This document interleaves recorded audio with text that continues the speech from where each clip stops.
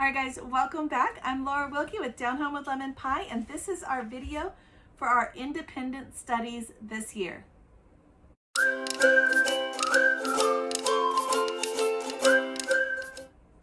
All right, guys, I am so excited you're here. If you missed last week, my voice was gone, so I did not share a video with you guys. I appreciate the prayers from those of you who mentioned that, and I hope you got the freebie that I shared on the YouTube channel. It's gone now as far as not available. It's still posted, but it's not available anymore. This video is for our independent studies. We do a Charlotte Mason inspired routine for our school, and we have from the beginning, we've kind of fluctuated here and there depending on what's going on in our world, with we're welcoming a baby or things are changing, if we're moving, whatever. But as a whole, we are Charlotte Mason homeschoolers, and it has been a blessing in our home. This year, I have Form 1, Form 2, and Form 3. The grades that I have this year are 7th grade, 5th grade, 4th grade, 2nd grade, and twins that are starting kindergarten. So we have a lot of kiddos. In Charlotte Mason, if you do not do Charlotte Mason, I've divided the kids. They do Form 1, Form 2, Form 3, and I have divided them as close as I can to that, to fit those realms that are already decided. So my Form 1 is my twin kindergartners and my 2nd grader. In the morning, we will be doing something, just the group of us together. My Form 3 kiddo, which is my 7th grader, is going to be joining us for part of it, just to help me, because she is learning how to work with little ones more, how to teach more, those kinds of skills.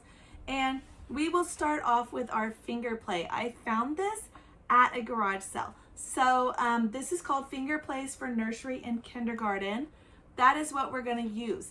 I like using things if I already have them, or if I find them for a steal, because so many things in the world today cost so much money. And actually, we did a lot of that this year, where we are reusing things we've already had, or we printed things offline.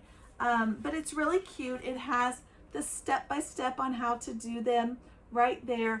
We will probably do one a week and just keep repeating it for that whole week until we've learned it completely.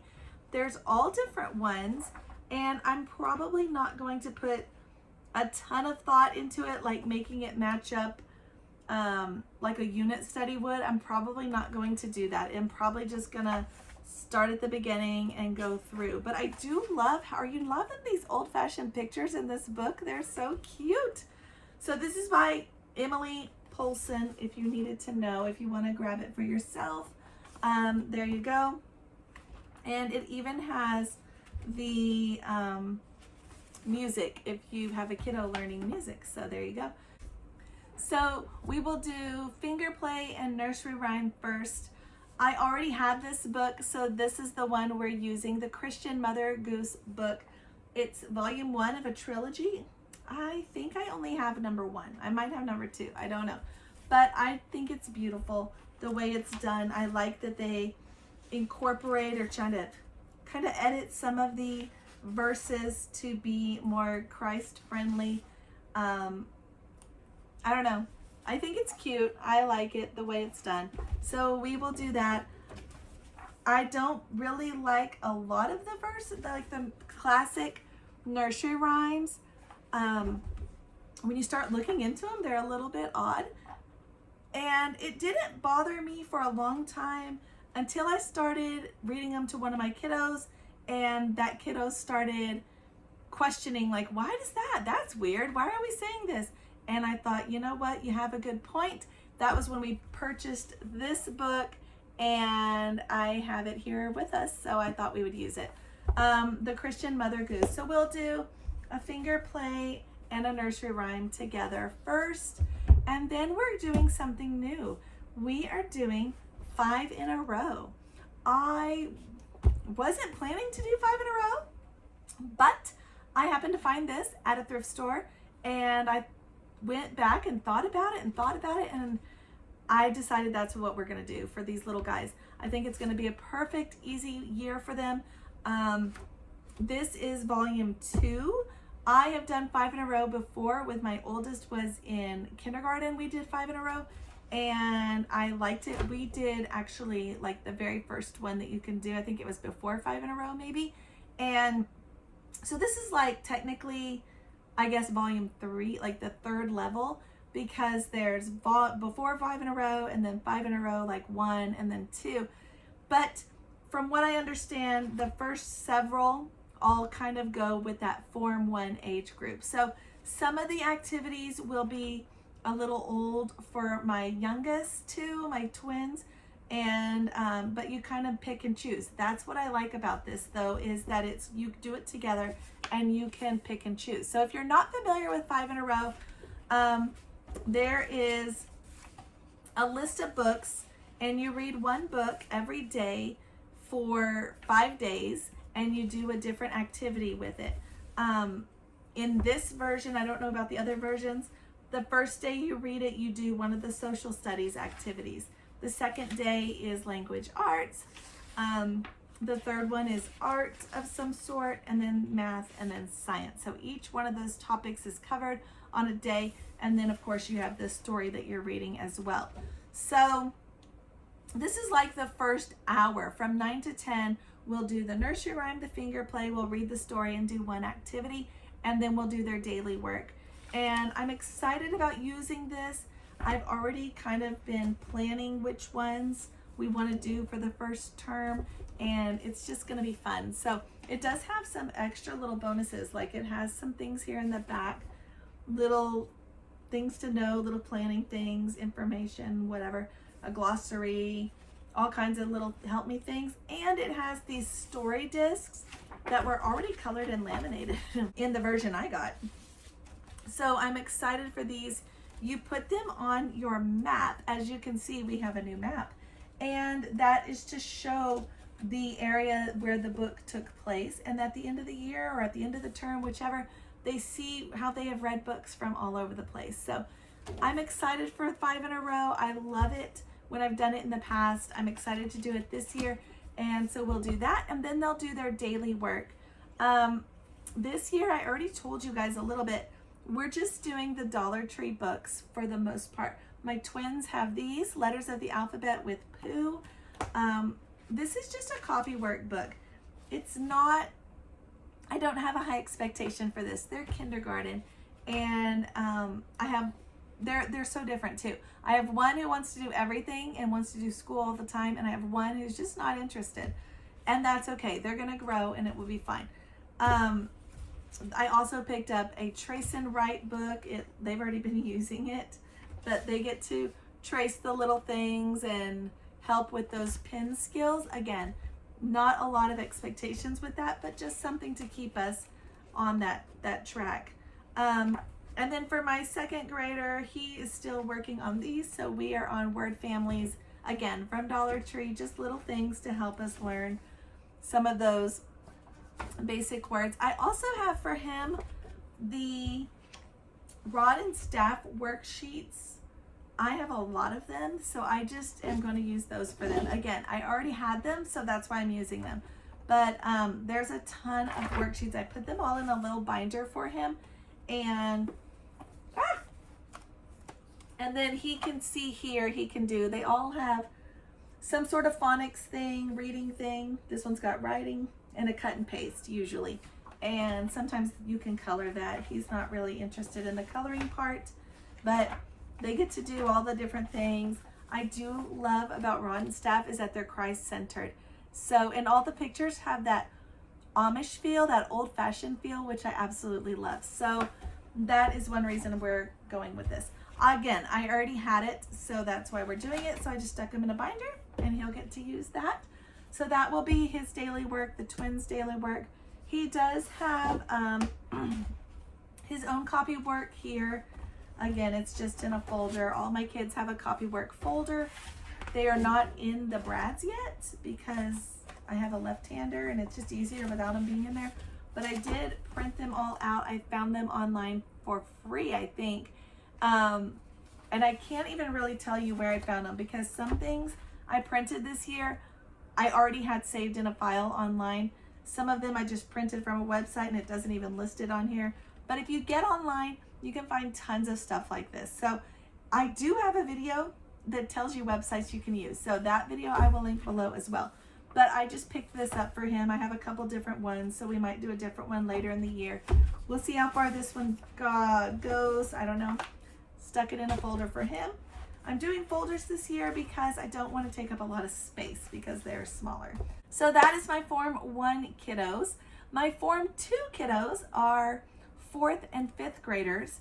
And for, let me see, for their reading, I am making them individualized reading lists. And I'm picking out the books that I want them to read based on some of the recommendations from our history curriculum, which is this. There are some recommendations in this. It's Mystery of History. It's the first year we're using that. Other recommendations are just either books that I wanted them to read that I know are their level, or books that I've seen other places, like maybe other homeschool curriculum websites or things like that. So I'm making them individualized reading lists, and I'm doing it based on their interest and their skills and those kinds of things. So my Form 2 kiddos are getting very similar reading lists. I'm hoping that works out well because we're going to be getting a lot of these from the library, and I'm hoping one can read it and then the next one can read it, and then we can take it back and not have to keep rechecking the same ones out again, but we'll see. That is what they're doing for reading.